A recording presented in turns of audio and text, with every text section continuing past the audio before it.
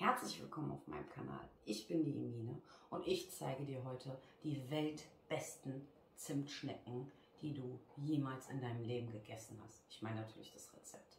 Das zeige ich dir jetzt, wie es funktioniert. Und dafür brauchst du nicht mal viel. Ich dachte mir, ich lasse mal heute die Maschine im Schrank, weil die meisten ja sowas nicht zu Hause haben. Und dass du dann mal sehen kannst, wie einfach das eigentlich ist. Natürlich ohne die Maschine. Und dann würde ich sagen, wir fangen einfach an. Achso, noch eine kleine Sache, die ich dazu sagen möchte. Das ist ein Brioche-Teig. Also ich habe auch ein Video, wo ich die Hamburger Brote mache. Das ist der exakt selbe Teig. Und der ist halt unglaublich vielseitig einsetzbar. Damit kann man total viel machen. Also die Hamburger Brote, und jetzt zeige ich dir mit demselben Teig, zeige ich dir, wie du die allerbesten Zimtschnecken selber machen kannst. Ich würde sagen, wir fangen einfach an. Meine Art ist es halt nicht. Also mein Talent liegt in der Küche, nicht beim Quatschen. Also, wir brauchen Wasser. Das ist ganz wichtig. Wasser. Dann kommt Milch. Dann kommt der Zucker. Dann brauchen wir ein Ei.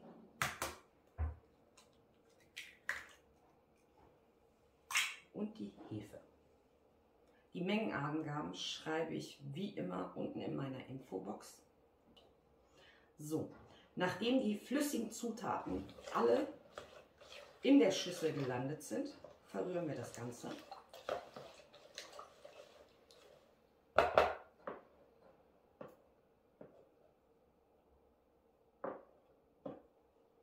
Dann kommt das gute Mehl dazu.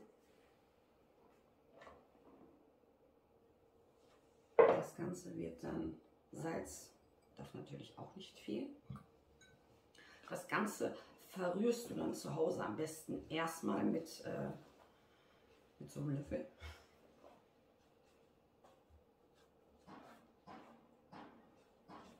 Gut verrühren. Der Teig ist am Anfang sehr klebrig. Aber ich zeige dir jetzt gleich, wie du das dann so hinkriegst, dass der nicht mehr klebt. Ach, vorab noch ganz wichtig, du darfst kein normales Mehl benutzen. Also dieses, was man im Supermarkt bekommt, dieses 400er 5. Ne? Das nicht. Du brauchst 550er Mehl. Weil sonst bekommst du das auch nicht hin. Jetzt fragst du dich wahrscheinlich, warum? Warum kann ich nicht 405er benutzen? 405er Mehl wird hauptsächlich dafür benutzt, um Plätzchen, Kuchen, halt Gebäcksachen. Die sind dafür gedacht. Alles, was mit Brot und zum Beispiel Zimtschnecken, dafür brauchst du 550er Mehl. Ich lebe schon seit circa 2,5 Jahren in der Türkei und backe leidenschaftlich Brot und so Sachen. Und hier gab es nicht diese Bezeichnung. Also wie du siehst, so sieht es jetzt aus. Das Ganze muss dann ganz kurz mit den Händen geknetet werden. Wirklich ganz kurz. So, dass alles vermischt ist. Ja, wie gesagt, also ich lebe ja hier und hatte am Anfang voll die Probleme, weil in der Türkei gibt es nicht diese Bezeichnung wie in Deutschland, dass man sagt, diese Nummerierung von Mehl. Bis ich dann irgendwann herausgefunden habe, dass der Proteingehalt im Mehl sehr, sehr wichtig ist. Ich weiß es jetzt nicht genau. Ich glaube, ab 12% Proteingehalt kann man, glaube ich, Brot backen. Und umso höher der Proteingehalt, umso besser. Ich habe jetzt ein richtig gutes Mehl hier gefunden, was ungefähr 13% Proteinwert hat. Und damit mache ich dann sozusagen meine ganzen Sachen. So, vermischt habt, dürft ihr am Ende nicht die Butter vergessen. Die kommt dann auch noch mit dazu. Die tun wir dann sozusagen einarbeiten. Wird jetzt ein bisschen klebrig. Am besten, was machen wir hier?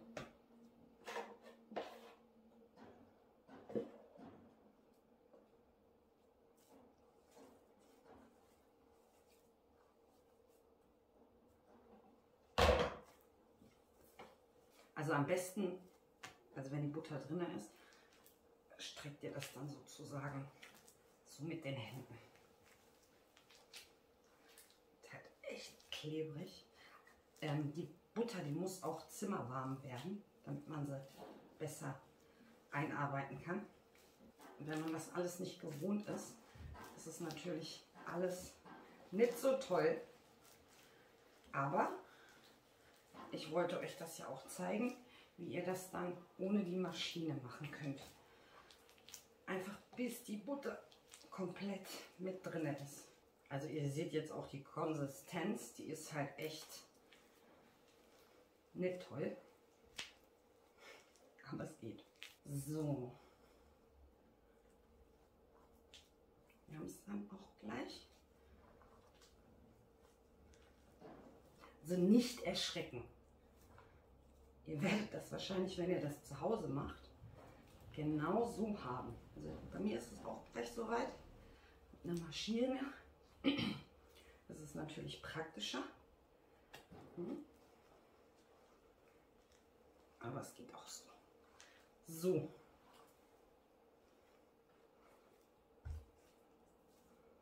Bis die Butter komplett mit eingearbeitet ist. So, ich bin dann auch soweit. Jetzt brauche ich nur noch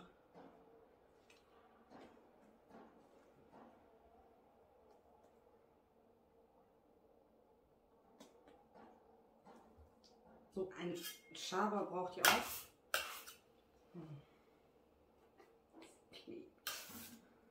Unglaublich.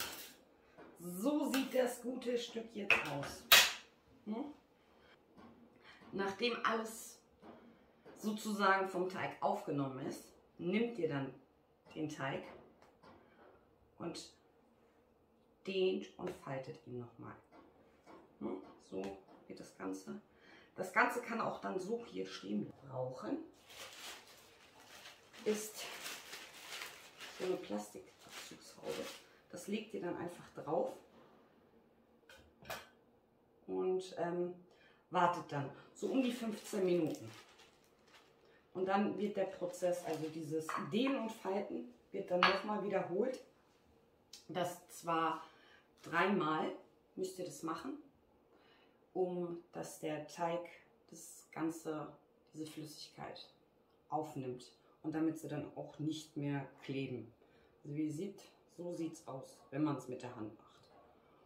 Und das wiederholt man 3-mal. Die ersten 15 Minuten sind um. Jetzt zeige ich euch das mal. So sieht das gute Stück aus. Ihr müsst die Hände kurz befeuchten, nass machen, das Ganze dann von unten nehmen und hochziehen und falten. So und immer runter. Und wenn ihr merkt, es fängt wieder an zu kleben, dann macht ihr die Hände nochmal nass und wiederholt das ein paar Mal, wie ich das tue. Und voilà, man sieht schon, dass das gute Stück fast nicht weggeht. Aber nur fast. Nein. Es muss schon ein paar Mal wiederholt werden. So. Macht es ruhig ein bisschen öfters. Und dann legt ihr es einfach wieder ab. Und dann wird das Ganze nochmal abgedeckt. Und wir warten wieder 15 Minuten. Wir sehen uns gleich wieder.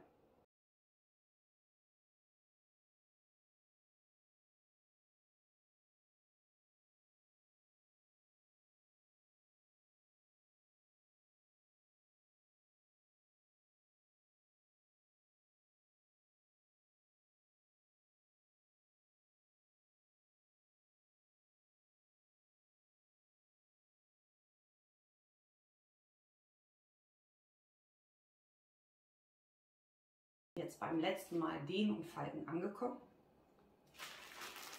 So sieht das gute Stück aus. Und wir machen noch mal kurz unsere Hände nass.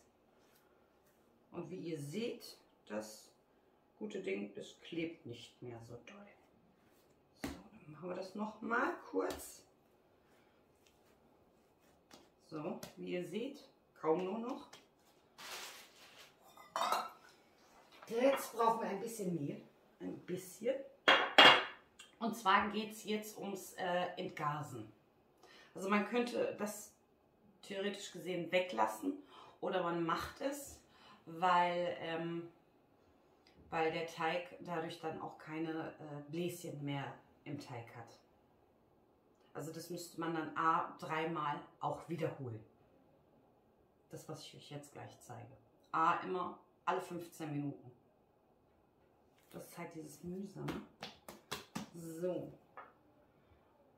Die Fläche wird ein bisschen bemehlt. Und oben machen wir dann auch ein bisschen was drauf.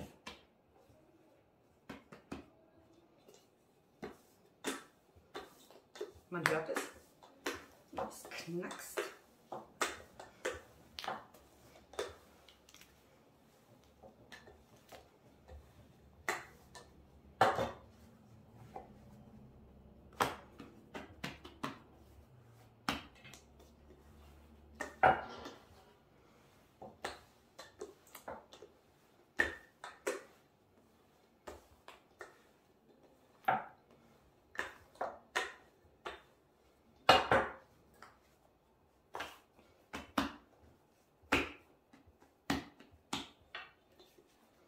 Ihr könntet theoretisch gesehen auch das einfach weglassen oder es nur einmal machen, dass ihr das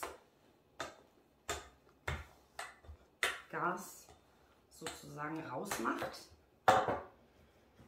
Da weiß ich aber nicht, wie sie dann werden. Das kann ich euch nicht sagen. So, wir packen das gute Stück jetzt nochmal weg.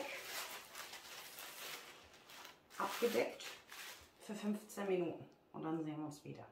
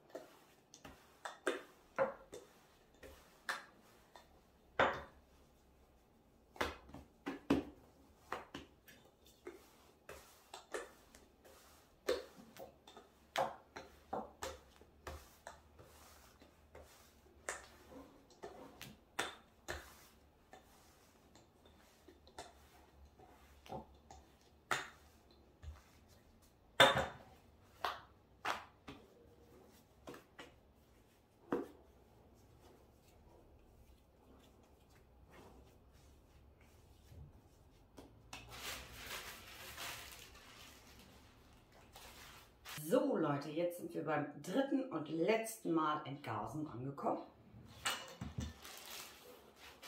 Jetzt haben wir erstmal das. So, man sieht, der klebt gar nicht mehr.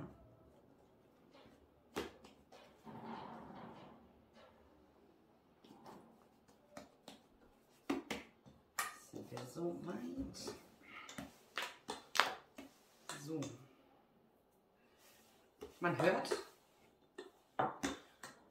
noch, dass da einige Glasbläschen noch drin sind.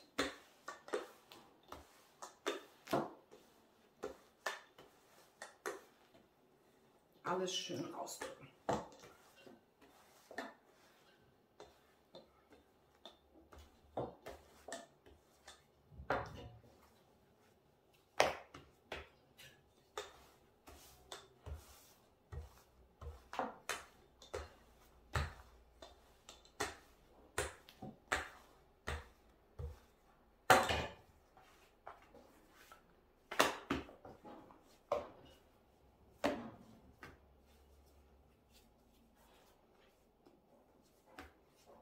Das war's schon. Also fast, es geht weiter. Stellen wir jetzt mal kurz nochmal zur Seite. Jetzt kommen wir nämlich zu der Zimt-Zucker-Mischung. Dafür brauchen wir Butter, Zucker und Zimt. Also die Butter sollte Zimmertemperatur haben. Das ist ganz wichtig. Kommt jetzt der Zucker mit dazu. Und der Zimt. Eine ordentliche Portion. Das Ganze dann gut verrühren.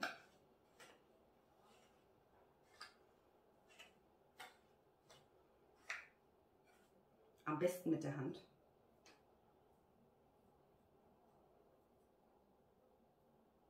Ah, da gibt es eine ganz bestimmte Zutat, die habe ich vergessen.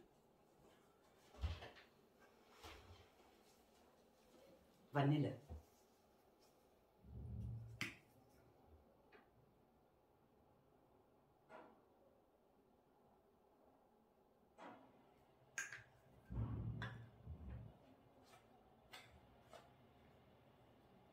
So. Zur Seite. Am besten mit der Hand vermischen.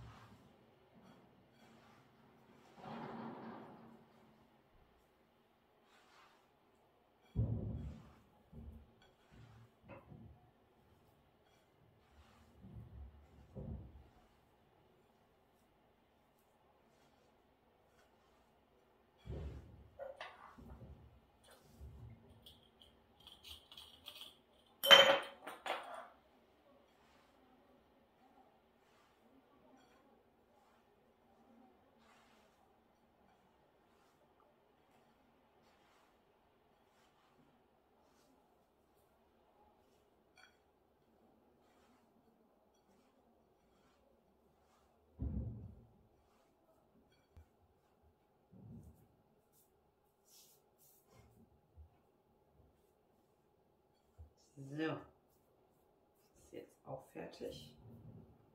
So sehen meine Hände aus.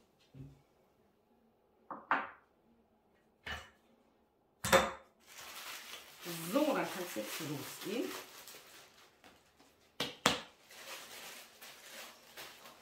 Kurz zur Seite, das auch. Wir brauchen nämlich den Platz. Dann wird das jetzt schön ausgeräumt.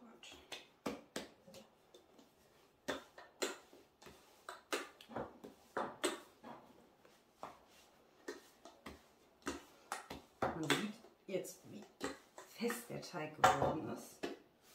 Das mit dem Ausrollen ist jetzt ein bisschen schwierig. Aber es wird schon.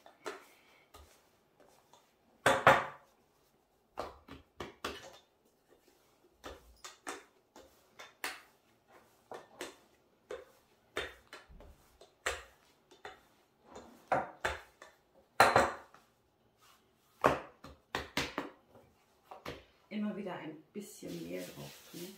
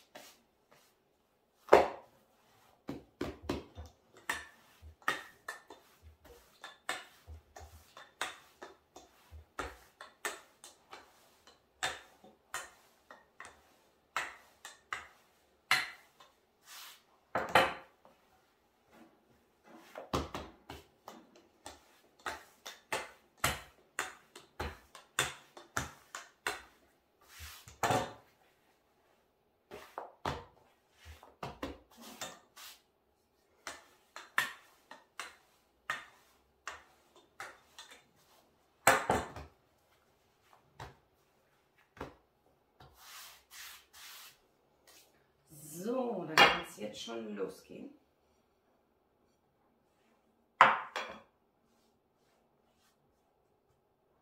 Ich mache es mal kurz mit der Hand.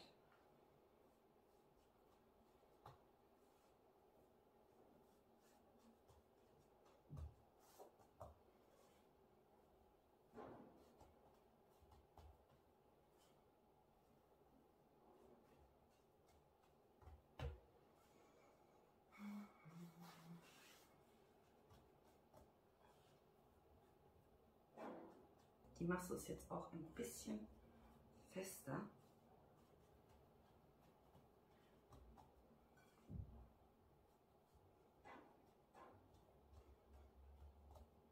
So, das Ganze wird dann einmal so rübergeklappt.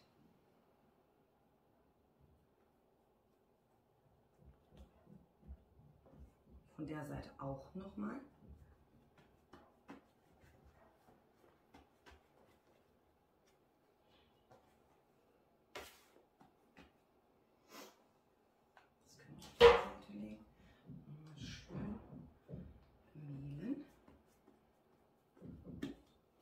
Und dann ausrollen.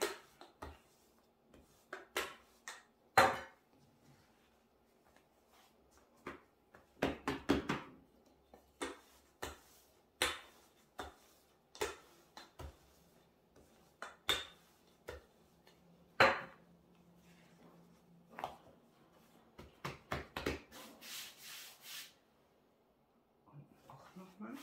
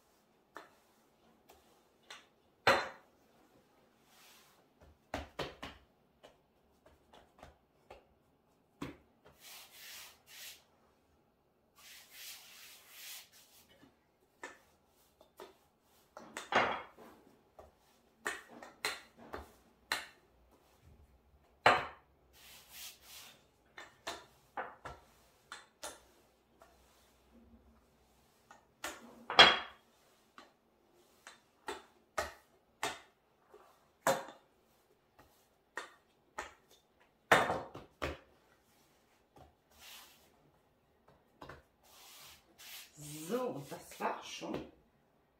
Jetzt schneiden wir es durch.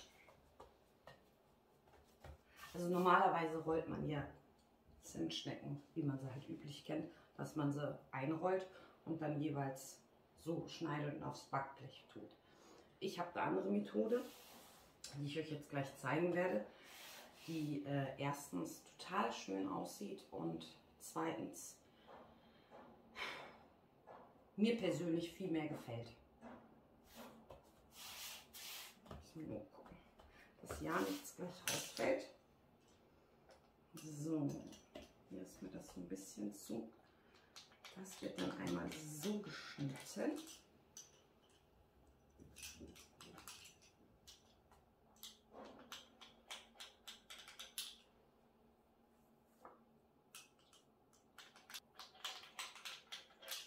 Man könnte es natürlich auch einrollen. Das wäre auch eine Möglichkeit.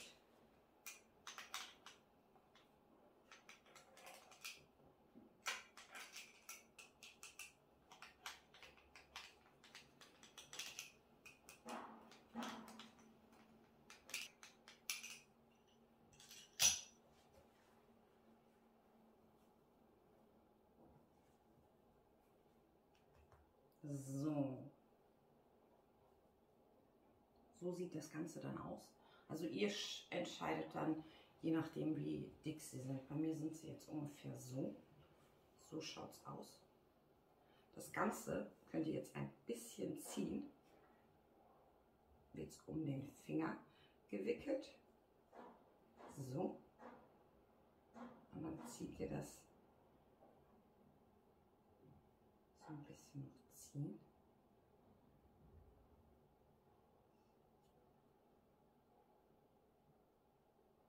So ein bisschen blöd das in der Kamera. Sieht man nämlich nicht richtig. Sieht dann ungefähr so aus. Der ist jetzt nicht der schönste geworden.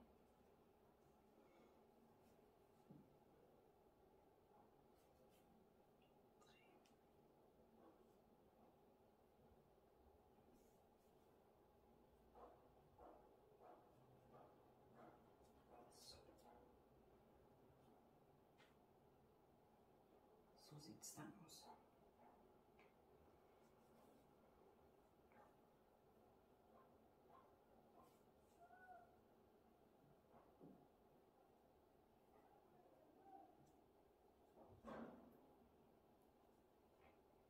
Ich stelle sie mal alle so nach vorne, damit ihr das mal seht.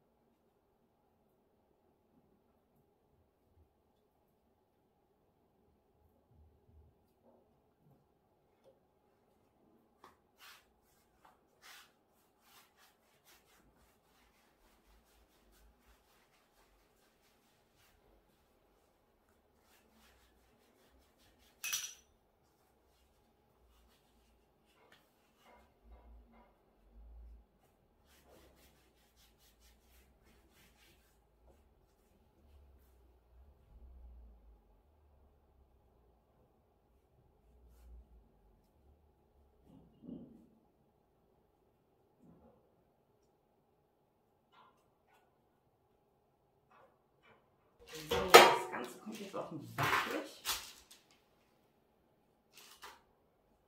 Mit gutem Abstand.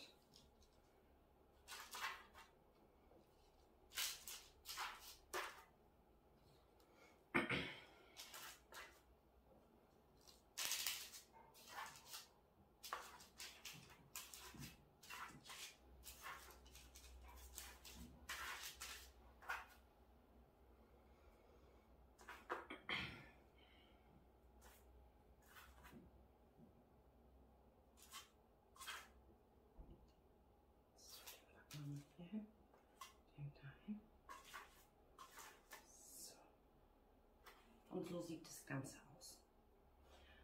Das bleibt jetzt ungefähr für eine Stunde hier.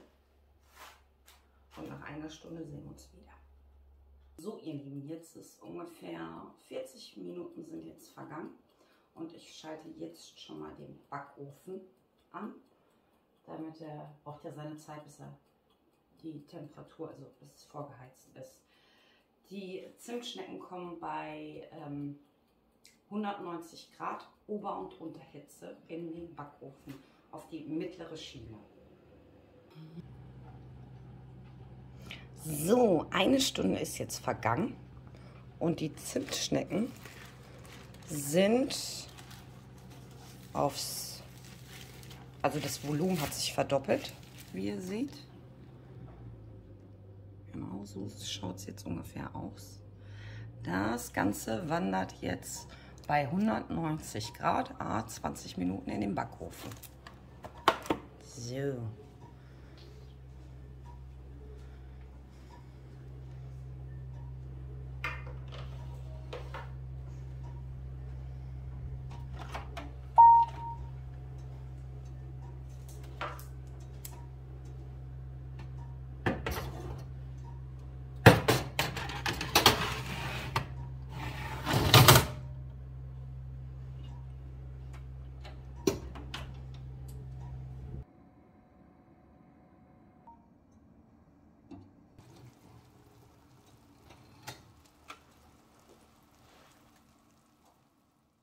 Die Zimtschnecken sind fertig. Am Ende werden sie noch schön mit Butter bestrichen, damit sie auch schön glänzen. Leider sieht man das jetzt nicht so über meine Kamera. Das Blech ist ziemlich eingesaut von der Zuckermasse. Aber ich weiß nicht, ob man das sehen kann. Also, wenn ich jetzt meine Hand festhalte, wie ihr seht, sind halt wirklich unglaublich fluffig. Eine schöne Bräunung. Das ist natürlich der karamellisierte Zucker. Ja, falls euch das Video gefallen hat, würde ich mich natürlich über einen Daumen sehr freuen. Und falls du jetzt neugierig geworden bist auf noch mehr so unglaublich tolle Rezepte, dann lass doch ein Abo da. Ja, dann bis zum nächsten Mal. Tschüss!